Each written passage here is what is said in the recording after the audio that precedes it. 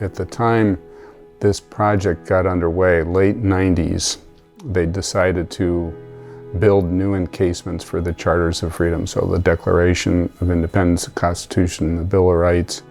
Those original 1950s encasements were degrading, and they wanted some paper to sit beneath the documents, which were all on parchment, animal skin. At that point, I had enough of a reputation in the conservation community as a specialist hand paper maker that they approached me and said, if you were going to make a paper to sit beneath these documents, what would it be?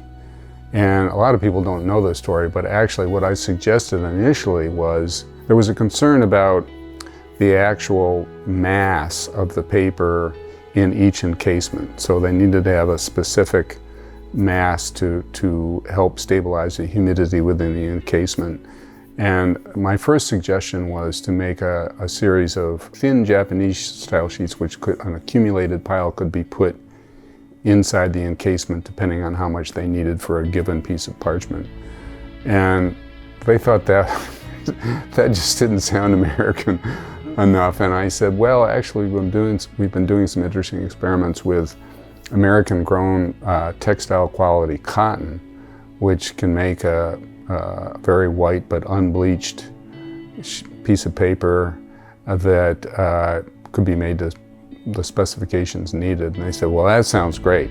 American grown cotton, and that's what we ended up using. So that was a big deal. That was a real honor.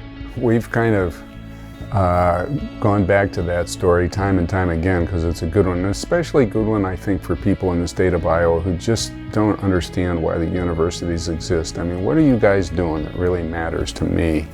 And that's a great story because it's definitely something to be proud of. It's funny, if you go to the National Archives Rotunda in Washington, D.C., where these documents are, you can stand in line, and when you get up there, you look inside the case, you can get up real close to these documents, and if you look off to the side, you can see this white piece of paper under there. That was a high point.